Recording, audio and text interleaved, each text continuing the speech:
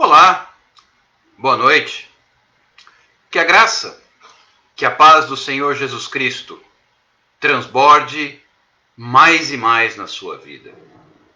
Que a poderosa presença de Cristo Jesus esteja cada vez mais forte, mais intensa na sua vida, na minha vida e na vida de todos aqueles que confiam no Senhor. Todos aqueles que depositam sua esperança e fé nas mãos do Messias, Cristo Jesus, aquele que veio e se fez carne e habitou entre nós, cheio de graça, fez algo que talvez ninguém mais fizesse. Ele se entregou, a fim de que todo aquele que nele crê não pereça, mas tenha vida eterna. É perante este gentil, formoso, maravilhoso, conselheiro, Pai da eternidade, Príncipe da paz, Deus forte, Deus conosco, misericordioso, perdoador, fiel, justo, bom pastor, o grande eu sou, Rei dos reis, Senhor dos senhores, médico dos médicos. Perante este, e somente perante este, que nós nos curvamos, que nós nos rendemos, e a quem nós rendemos o nosso louvor, honra, gratidão e adoração. Ele, que é o único digno de toda glória, de todo louvor, de toda honra, de toda exaltação. Ele que tem todo o poder. Todo o poder lhe foi dado nos céus e na terra. Diante dele, nós nos rendemos.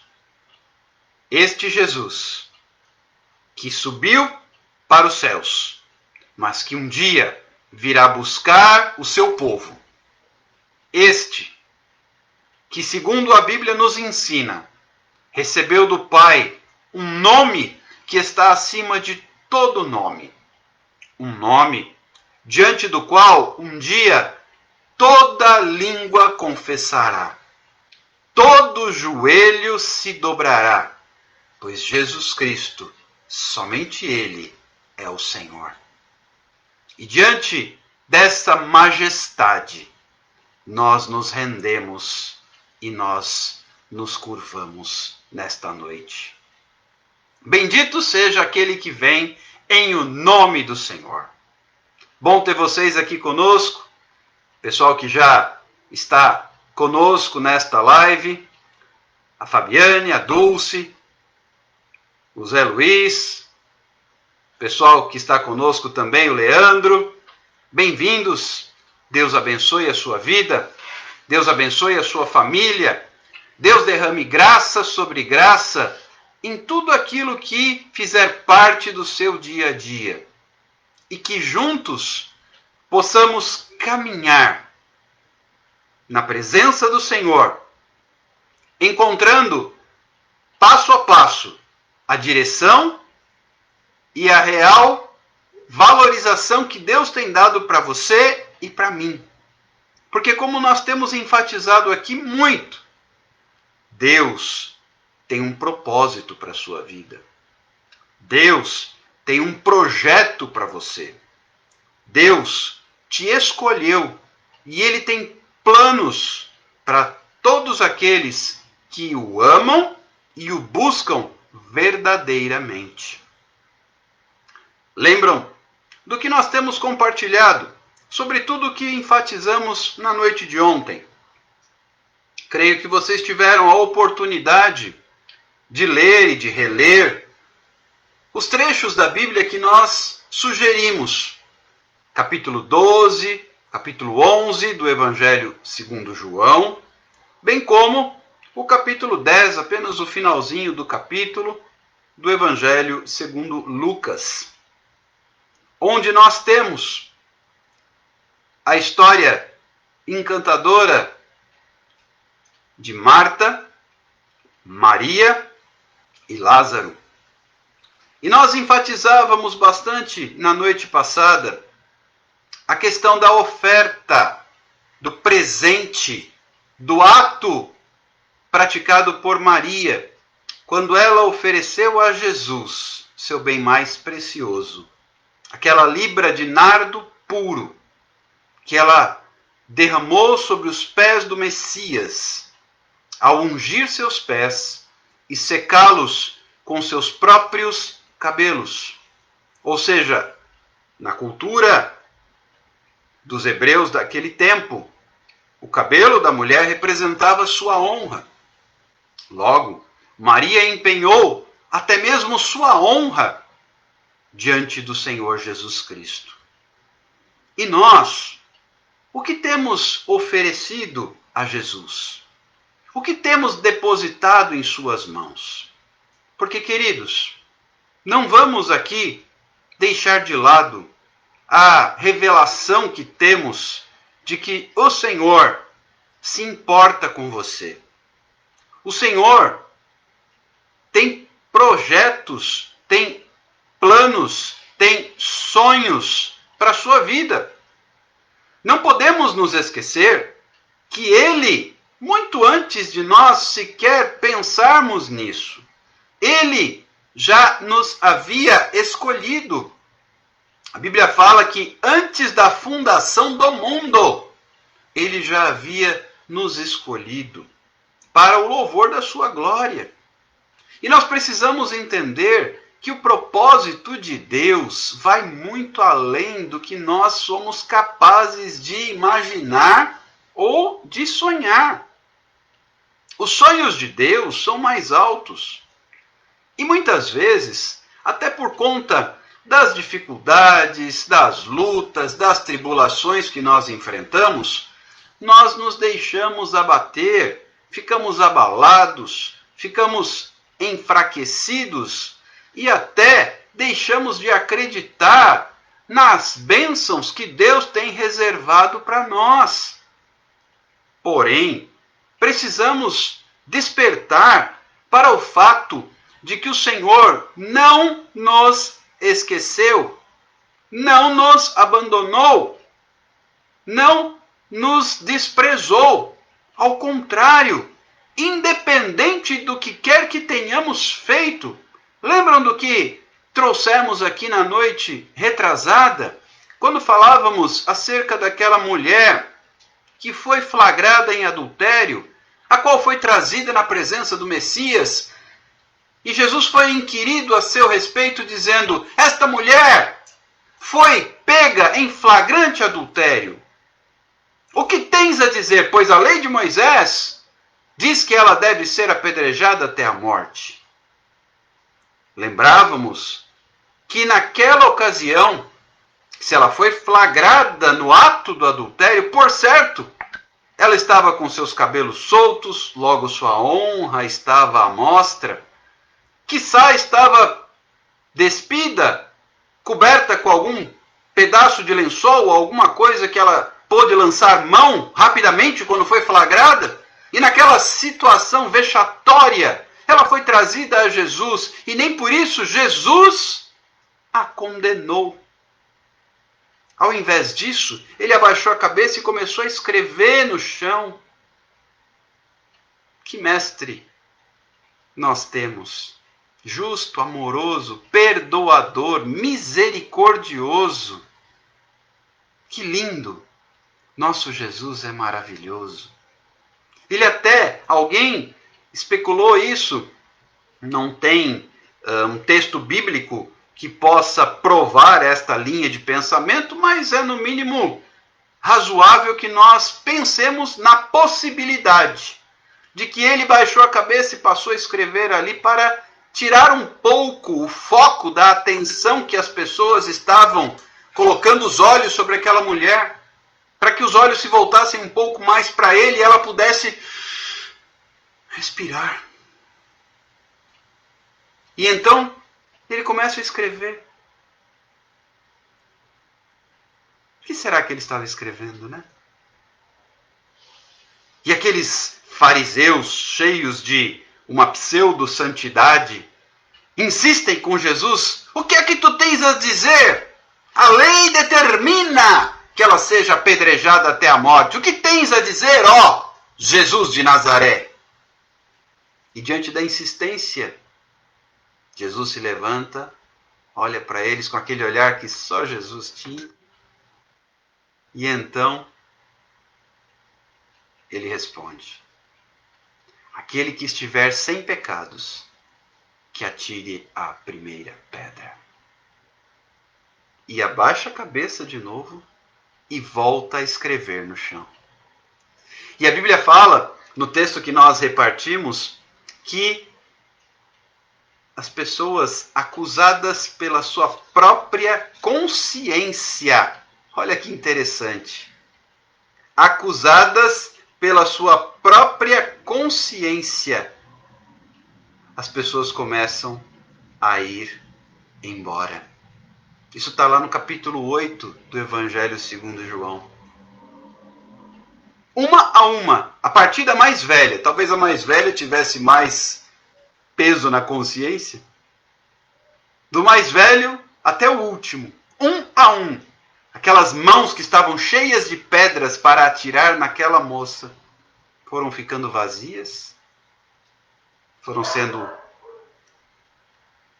abandonadas e as pessoas começaram a ir embora. Até que num dado momento, ficou apenas a moça e Jesus naquele lugar.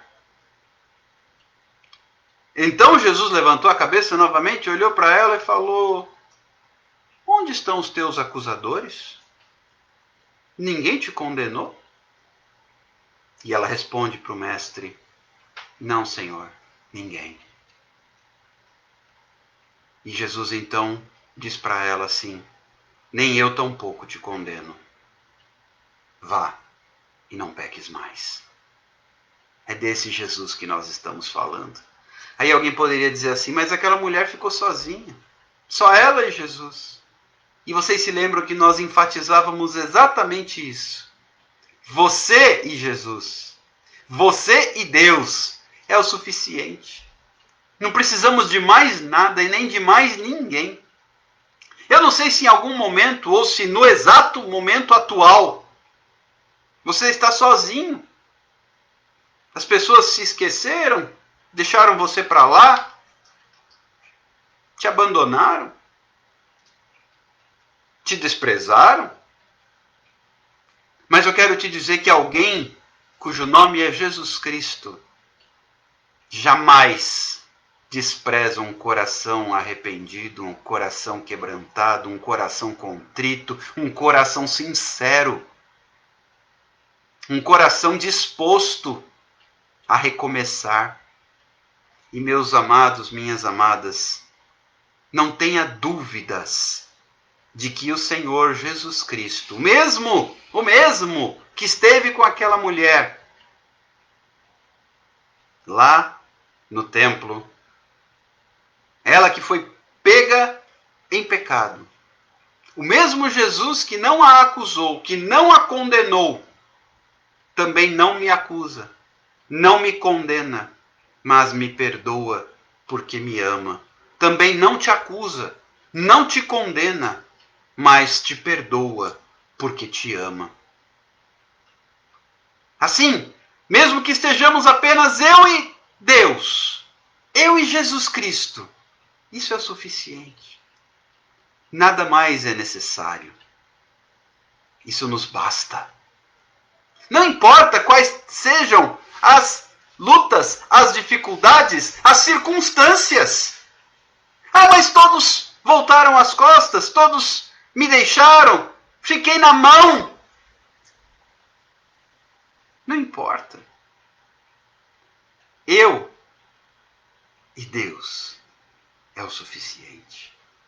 Você e Deus é o suficiente. Aliás, precisamos de mais nada não. Isso nos basta. A presença dele na nossa vida é o suficiente. Nada mais importa. Independente do que você esteja vivenciando hoje, quero lhe dizer, baseado na palavra de Deus, quero trazer à sua memória aquilo que possa trazer de volta a esperança. Você e Deus é o suficiente. E Deus, a partir do momento em que estiver na sua vida presente, Ele proporcionará, Ele te dará a oportunidade de recomeçar. E eu quero hoje, de uma forma muito especial, trazer a você uma palavra de conforto, uma palavra de consolo, uma palavra de incentivo. Porque muitas vezes nós ficamos à espera de um grande sinal, quando Deus já nos deu o sinal. Só que nós ficamos na expectativa de algo que seja como um espetáculo pirotécnico, um show de fogos de artifício. Ah, este é o sinal. Nem sempre.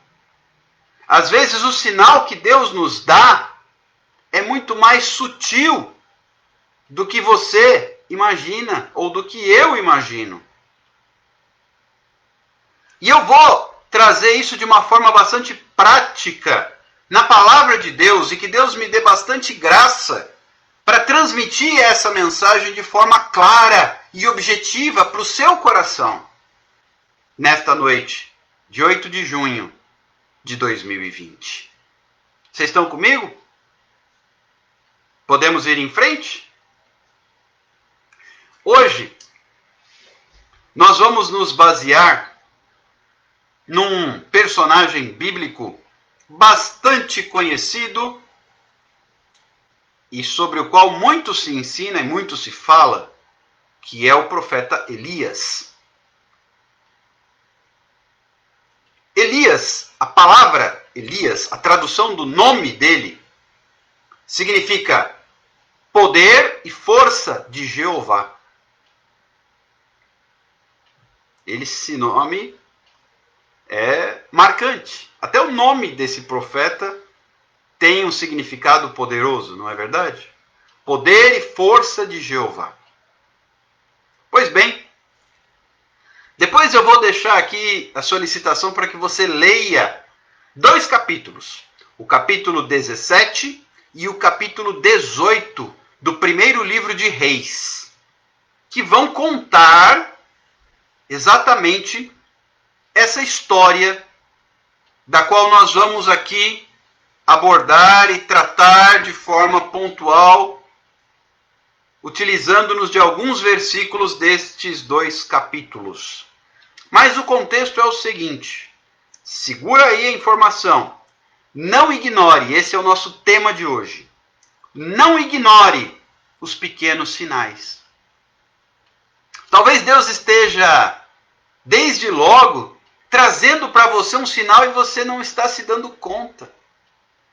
Talvez porque você esperava que fosse algo diferente, algo mais marcante, algo mais impactante. Mas não despreze, não ignore os pequenos sinais. Muitas vezes, Deus já nos deu o sinal e a gente não se deu conta. Vem comigo.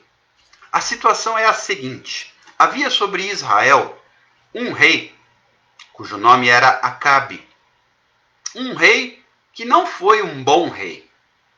Aliás, eu estou sendo assim bastante generoso com Acabe, porque ele foi um rei ruim. A verdade é essa. Ruim por quê? Porque ele era fraco. Em que aspecto? Ele se deixava influenciar por muitas situações e se desviava da vontade do Senhor. Ele ainda teve a sábia escolha de se casar com uma mulher chamada Jezabel, que era pagã, era promíscua e era sacerdotisa, adoradora de Baal, um deus pagão. Portanto, imaginem essa união desigual, desproporcional entre um rei de Israel, temente a Deus, e uma mulher que se tornou rainha por se casar com ele,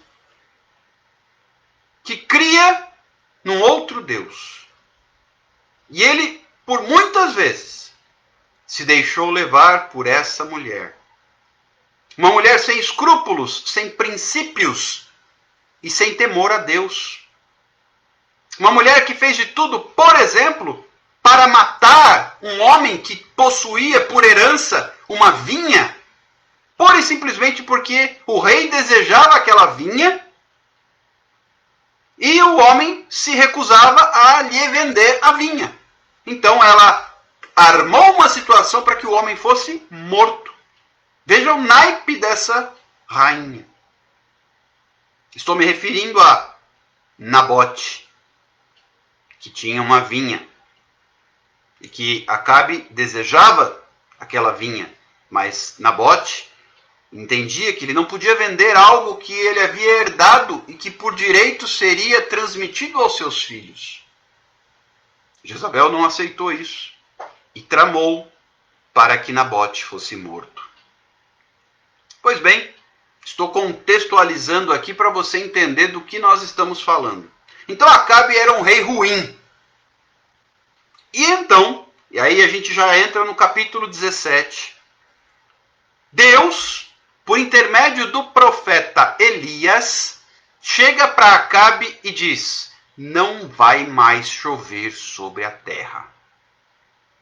Haverá seca sobre a terra. Palavra do Senhor.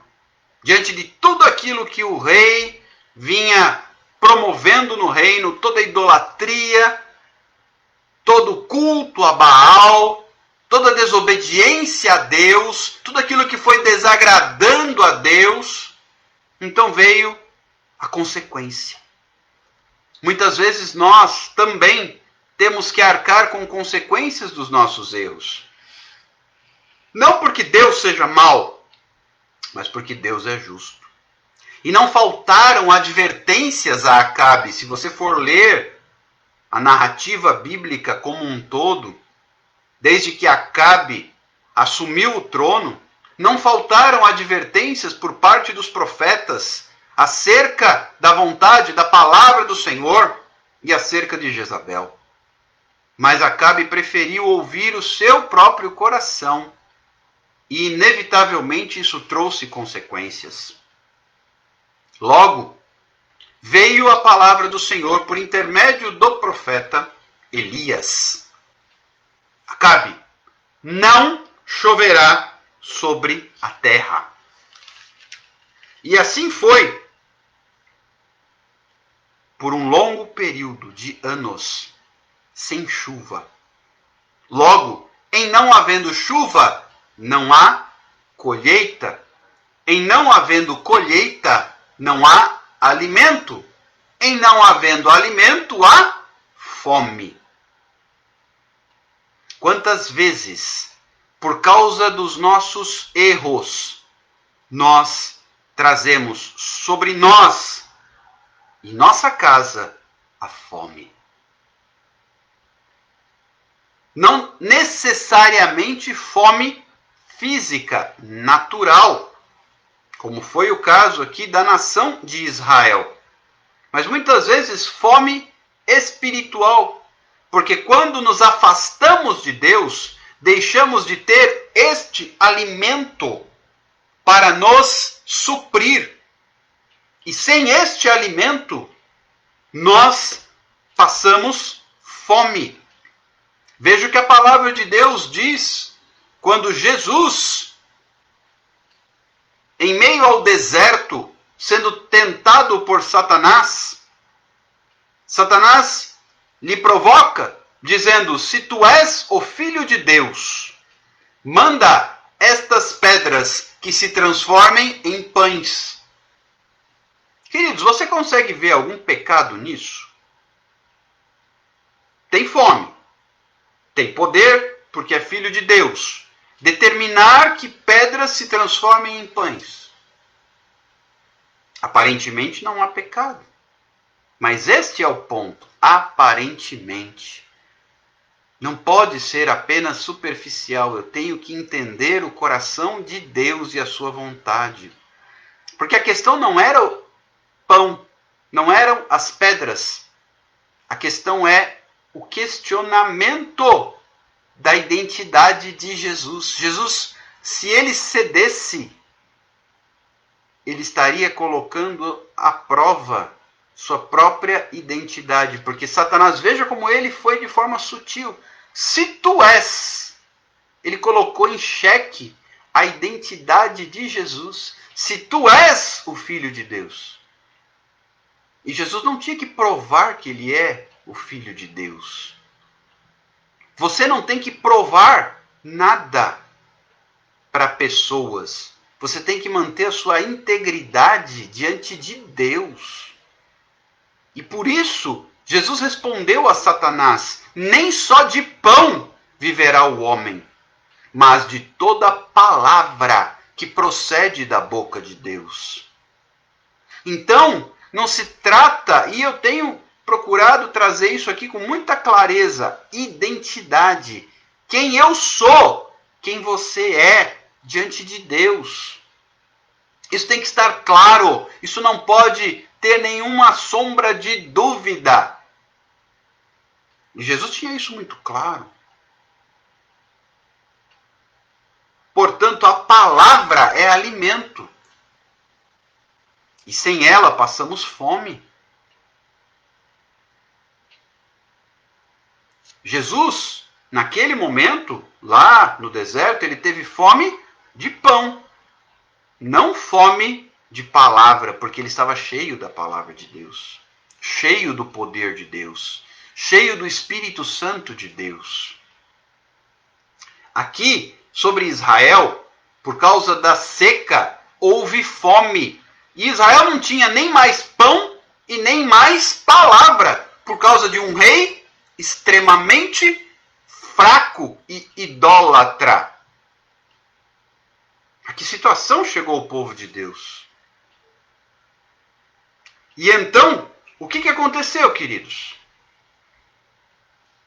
Se eu vou para o capítulo 18, passado um tempo, muito tempo depois, capítulo 18, versículo 1 do primeiro livro de Reis. Depois você vai ler, por favor, estes dois capítulos. 1 Reis 17, 1 Reis 18. Versículo 1 do capítulo 18 diz: muito tempo depois veio a palavra do Senhor a Elias no terceiro ano, dizendo: vai, apresenta-te a Acabe, porque darei chuva sobre a terra. 3 anos de seca. No terceiro ano é que Deus falou para Elias avisar o rei que haveria chuva. Veja que consequência dura trouxe Acabe sobre o reino de Israel. Mas a situação prossegue. E então, Elias, versículo 2 diz até de uma forma bem clara que a fome era extrema em Samaria. Imagina, 3 anos sem chuva, gente. Anos sem chuva comprometem qualquer lavoura, qualquer cultura agrícola. Nada sobrevive. Eles passaram fome por falta de chuva, causada por um rei que se afastou do Senhor. E então, Deus mandou dizer ao rei: a chuva virá. Muitas vezes nós estamos num período de seca na nossa vida. Eu não sei se é o seu caso. Um período de seca na nossa vida. Um período, independente de ter sido causada por pecado ou não. No caso aqui, Deus se aborreceu com o rei por causa do pecado. Isso trouxe consequências, mas muitas vezes nós enfrentamos períodos de seca em nossa vida por outras razões. Jesus, por exemplo, não havia cometido pecado algum quando por 40 dias e por 40 noites ficou sem comer e sem beber no deserto, depois que foi batizado por João Batista no Rio Jordão. E nesse período ele foi provado, mas não porque houvesse pecado, mas porque ele estava sendo preparado para o seu ministério, que começaria logo depois. E ao cabo de 40 dias e 40 noites ele teve fome. Ele também passou por um período de sequidão, de deserto. Deserto é lugar de sequidão. Aqui, por falta de chuva, havia sequidão. Muitas vezes nós enfrentamos momentos de secura na nossa vida. Mas o que eu quero te dizer nesta noite é que muitas vezes, no meio da sequidão, vem uma palavra que diz: vai chover. Nós estamos vivendo um momento bastante crítico por causa da pandemia, que está trazendo desdobramentos não só na área da saúde, mas também na área econômica, financeira, desemprego, negócios extremamente comprometidos, entre outras situações que estão surgindo, problemas até familiares por causa desse confinamento, mais contato dentro de casa, tem exacerbado problemas familiares, tem despertado aí até questões de violência doméstica, etc. Não preciso aqui ficar anunciando os muitos problemas que têm existido, porque basta ligar qualquer tipo de noticiário, TV, internet, você vai ver o maior rol de dores de cabeça que está acontecendo sobre a humanidade. Então, sem entrar nesses pormenores, nós estamos vivendo um período de sequidão. Agora, isto não importa no momento em que eu alinho a minha vida com Deus. No momento em que eu sintonizo o meu caminhar com o Senhor. Porque aí vem uma palavra. E, gente, apesar de tudo isso que a humanidade vive hoje, não tenha dúvida que tem gente prosperando. Por quê? Por graça do Senhor. Pois vem uma palavra de Deus dizendo: vai chover. E eu quero te trazer exatamente essa palavra para a sua vida na noite de hoje. Anota aí. Vai chover. Vai chover. Vai chover. Como Deus usou Elias para dizer isso para Acabe. Vai chover. Agora vem comigo para o versículo de número 41 deste capítulo 18. Então disse Elias a Acabe: sobe, come e bebe, porque já se ouve ruído de abundante chuva. Eu quero dizer isso para você nesta noite em nome do Senhor Jesus Cristo. Já se ouve ruído de chuva. O teu clamor, a tua necessidade, o que você tem precisado colocar diante de Deus como algo que você realmente necessita nesse tempo, vai chover. Já se ouve ruído de abundante chuva. E quando vem uma palavra de Deus, ela não vem assim de forma incerta, incompleta, imperfeita. Não. Abundante chuva. Ou seja, aquela chuva que vai suprir a necessidade, que vai reverter a seca. É isso que eu quero, em nome de Jesus, declarar sobre a sua vida nesta noite. Eis que já se ouve ruído de abundante chuva. E no versículo 42 diz que subiu Acabe a comer e a beber. Elias, porém, subiu ao cume do Carmelo e, encurvado, para a terra, meteu o rosto entre os joelhos e disse ao seu moço: sobe e olha para a banda do mar. Ele subiu e olhou e disse: não há nada. Então lhe disse Elias: volta. E assim por 7 vezes. Queridos, há um tempo, presta atenção, por favor. Há um tempo. E quando eu digo um tempo, eu me refiro a um período, um espaço de tempo entre a palavra e a bênção.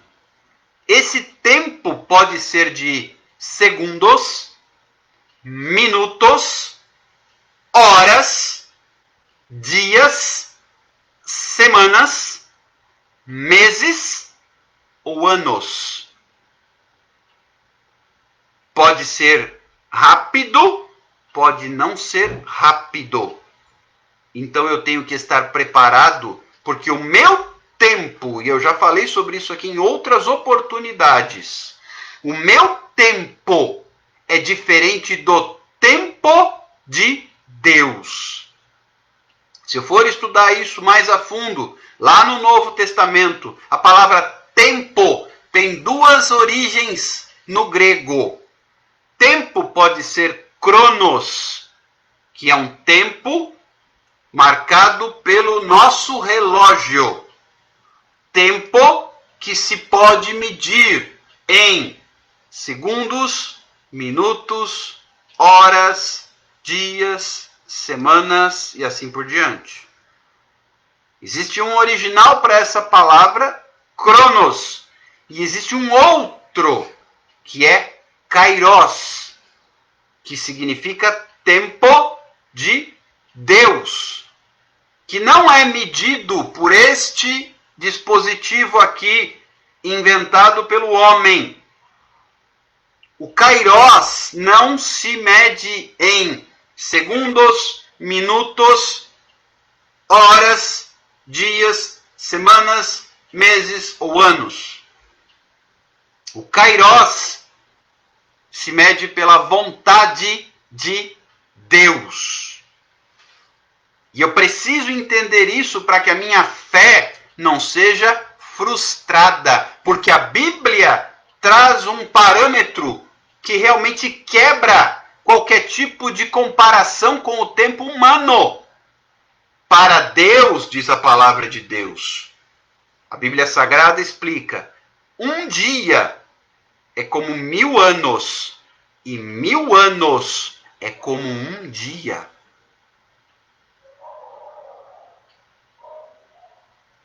Deus é eterno. Então, a marcação de tempo de Deus é diferente. Pessoal que está comigo pelo Facebook, dá um sinalzinho. Sinaliza para mim, por favor, que a live não caiu. A imagem aqui para mim do Facebook escureceu.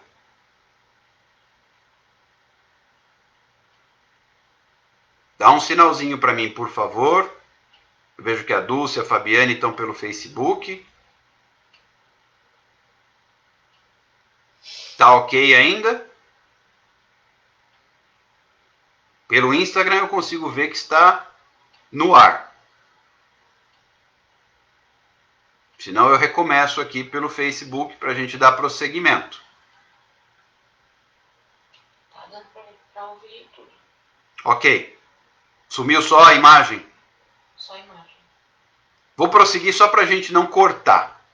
Ok?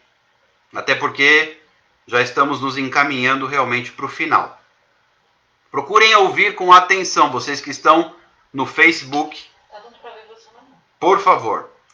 Se a imagem estiver ok, melhor ainda. Então é só o meu computador que ficou de mal de mim e sumiu, a tela ficou preta.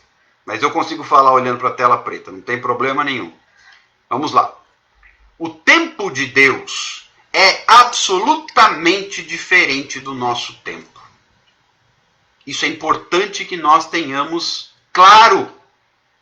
Porque, olha só, Deus mandou Elias falar para Acabe: vai chover, pode comer, pode beber, porque vai chover. Virá chuva sobre a terra. E aí, olha só que interessante. Enquanto Acabe vai beber, vai comer, quem sabe até bebeu demais, foi comemorar, o profeta falou que vai chover, vai acabar a seca, vai acabar a fome, vai acabar minha dor de cabeça, o povo vai parar de me apurrinhar, eu terei sossego, e agora vou poder viver em paz, etc, etc. Então, será até que ele não se excedeu no vinho? Mas enquanto isso, o profeta foi orar. Diz o texto aqui que o profeta foi ao alto do Monte Carmelo, colocou a cabeça entre os joelhos, meteu o rosto entre os joelhos, se curvou e foi orar. Porque ele sabia que entre aquela palavra e o cumprimento da palavra haveria um espaço. Então eu estou lhe dizendo hoje, em nome de Jesus, que haverá chuva sobre a sua vida. Só que eu não posso lhe assegurar que essa chuva virá hoje, nem amanhã, nem semana que vem, nem mês que vem. Porque quando é liberada a palavra, não necessariamente ela produz efeitos imediatos. Então, como é que eu me mantenho nesse meio tempo? Fé. E a palavra-chave que eu quero trazer hoje, guarda essa palavra, ela é preciosa e poderosa. Perseverança. Se você puder, aí onde você está, escreve perseverança. Repete, fala. Perseverança. Perseverança. Perseverança. E Elias, com o rosto entre os joelhos, disse para o seu moço: vai e olha em direção ao mar. E ele subiu e olhou e não viu nada. Como é que fica? Mas eu tenho uma promessa, Deus é que falou. Vai lá de novo. Segunda vez. Elias, nada. Terceira vez. Elias, nada. Quarta, quinta, sexta vez. Elias, não há nada sobre o mar.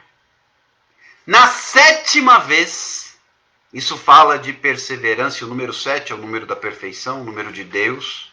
Até nisso a Bíblia traz ensinamentos. Na sétima vez, versículo 44, ele disse: eis que se levanta do mar uma nuvem pequena, como a palma da mão do homem. Uma nuvem pequena, como a palma da mão do homem. Então disse ele: sobe e dize a Acabe: aparelha o teu carro e desce, para que a chuva não te detenha. Alguém poderia dizer assim: mas uma nuvem do tamanho da palma, isso não é suficiente para acabar nem com a seca do quintal da minha casa, que dirá de um povo, de uma nação inteira. É aí que entra a mensagem. Não ignore os pequenos sinais, aquela nuvenzinha de nada, pequenininha, tamanho assim da palma da minha mão. Era o pequeno sinal. Não despreze, não ignore. Não menospreze o pequeno sinal que Deus está te dando. Que é para você permanecer em fé. Que é para você permanecer, perseverar. Mas foi uma vez, foi duas, foi 3, 4, 5, 6. Na sétima vez ele viu um pequeno sinal. Isso fala de perseverança.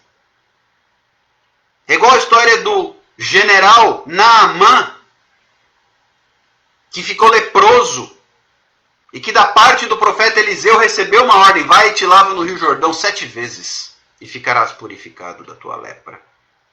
Isso fala de perseverança, perseverança, perseverança. Você tem que perseverar. Não se deixe abater, não se deixe abalar, não se deixe enfraquecer por causa do que está acontecendo. Pelo contrário, persevera. Porque Deus não é homem para mentir, nem filho de homem para se arrepender. Se ele falou, ele vai cumprir. E foi Deus que falou através de Elias: vai chover. vai chover. Vai chover. Então a seca vai acabar. O problema vai ter fim. O deserto termina. Ninguém mora no deserto. Deserto é para passar por ele. Eu passo pelo deserto. E ele tem um propósito na minha vida. Mas não fico no deserto. Depois dos 40 dias e dos 40 noites que Jesus ficou no deserto sendo tentado, ele venceu a tentação e os anjos o serviram. E ele não ficou no deserto. A fome não foi para sempre. O que você está vivendo hoje não é para sempre. A luta que você está enfrentando, o desafio, o problema, a dificuldade, a aflição, a tribulação, pode chamar do que você quiser. Você sabe bem o que é. Não é para sempre. Deus não te chamou para ser simplesmente envergonhado e seus ossos secarem no deserto. Ou para você perecer por causa da seca. Vai chover. Escuta isso. Vai chover. Mas você tem que perseverar. E olha só que palavra especial.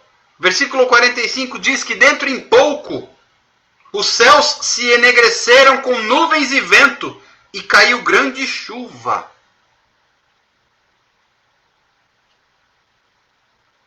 No momento em que veio aquela palavra, rei, aparelha o teu cavalo e corre, porque vai chover, senão a chuva vai te impedir. No que foram preparar o cavalo do rei, fechou o tempo. Porque chegou o tempo de Deus. O cumprimento da palavra. E eu quero te dizer que chegou o tempo de Deus para a nossa vida. Ah, pandemia, ora pandemia. O meu Deus, o seu Deus, o nosso Deus é maior. E eu não estou aqui dizendo que a gente será irresponsável, não vai se precaver, não vai tomar as medidas de segurança, isolamento, etc, etc, etc. Não! Mas eu não posso deixar que isso me jogue no fracasso, no medo, no pânico, no terror. Eu tenho que ser temente a Deus. Isso é diferente de ter medo. Medo é pânico, terror. Temor é reverência. Temor é respeito profundo. Eu tenho que ter temor pelo Senhor. E não medo. O perfeito amor, diz a palavra de Deus, ele lança fora todo o medo. O Senhor não te quer com medo. Ele quer que você, sim, tenha temor pela palavra de Deus. Mas não medo. E o Senhor está te convidando a experimentar algo novo. Mas eu te falo e te peço em nome de Jesus, não ignore essa pequena nuvenzinha, esse pequeno começo, esse pequeno sinal que Deus está te dando. Não menospreze o pequeno sinal. Ah, mas eu estou aqui numa situação sem conseguir ver a luz no final do túnel. Então continua, porque você vai enxergar essa luz no final do túnel. É que, como foi com o moço de Elias, ele foi uma vez, foi duas, foi três, foi quatro, foi cinco, foi 6 vezes olhar em direção ao mar e não viu nada. Absolutamente nada. Ele não estava vendo a nuvem. Ele não estava vendo a luz no final do túnel. Mas na 7ª vez, igual quando Deus deu a ordem a Josué, Josué, Jericó está à frente, vocês vão rodear a cidade. 7 dias. Uma volta no primeiro dia. Uma volta no segundo dia. Uma volta no terceiro, uma no quarto, uma no quinto, uma no 6º dia. Aí alguém poderia pensar, então no 7º dia vai ser uma... Não. No 7º dia foram 7 voltas em torno da cidade. E então tocaram as trombetas e as muralhas caíram. Isso é perseverança. Se Naamã não tivesse se lavado 7 vezes no rio, ele não teria sido purificado da lepra. Não teria sido curado. Se ele tivesse se lavado 1, 2 ou 3, 4, 5 ou 6, tem muita gente desistindo na 3ª vez, na 4ª vez, na 5ª vez, na 6ª vez. Olha só, chegou tão perto. No reino de Deus não tem quase. Eu quase venci, então perdeu. Eu quase fui salvo, então se perdeu. Eu quase cheguei lá, então não chegou. Vamos deixar de lado a história do quase. Eu quase creio. Eu quase tenho fé, então não tem. Eu quase acredito, então não acredito. Eu quase sirvo a Deus. Eu quase me arrependo do meu pecado. Então não se arrepende. O reino de Deus não é reino de quase. É reino de sim ou não. A Bíblia diz isso.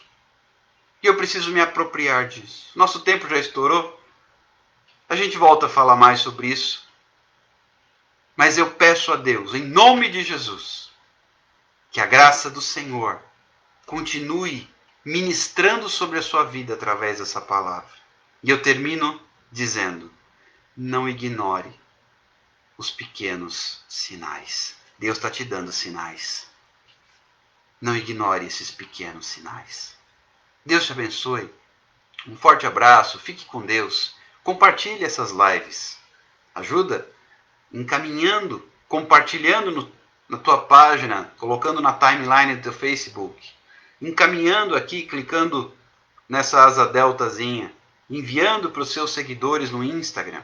Entrando no nosso canal no YouTube. Se inscrevendo. Curtindo.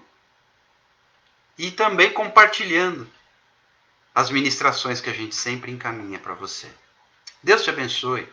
Fique com Deus. Aliás, antes que eu me esqueça, quinta-feira nós vamos ter 2 lives. Quinta-feira nós vamos ter uma live às 9 horas da noite, às 21 horas, com o pastor Guga Rolim, da companhia Tribos de Praia Grande.